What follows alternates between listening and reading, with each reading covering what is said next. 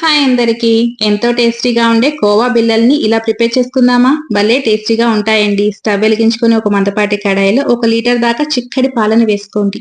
దీంట్లోనే 150 గ్రాముల దాకా పంచదారని వేసేసుకొని హై ఫ్లేమ్లో మీగడంతా కూడా లోపలికి అనుకుంటూ 50% వరకు పాలు కుక్ అయ్యేదాకా బాగా మిక్స్ చేసుకుంటూ ఉండాలండి. తర్వాత ఫ్లేమ్ అనేది medium to low flame adjust చేసేసుకుంటూ బాగా కుక్ చేసుకోవాలి. చూడండి, కన్సిస్టెన్సీ ఈ విధంగా తయారవుతుంది. మనకి కోవా రెడీ అయిందో లేదో చెక్ చేసుకోవడానికి ఒక ప్లేట్ మీద ఇలా కొంచెం బ్యాటర్ని వేసుకొని చెక్ చేసుకోండి. బ్యాటర్ అనేది కొంచెం గట్టిపడిపోతే ఇప్పుడు స్టవ్ అనేది ఆఫ్ చేసేసుకొని పూర్తిగా చల్లారనివ్వాలండి. కన్సిస్టెన్సీ ఈ విధంగా ఉండేటట్టు చూసుకోండి. లేకపోతే ఇంకొక 5 నిమిషాల పాటు కుక్ చేసేసుకుంటే ఈ విధంగా తయారైపోతుంది.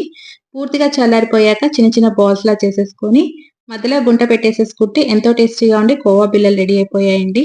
చూస్తుంటే నేను ఊరిపోతుంది కదా. ఈ టేస్టీ అయిన రెసిపీని మీరు కూడా ట్రై చేసి ఎలా వచ్చిందో కామెంట్ రూపంలో తెలియచేయండి.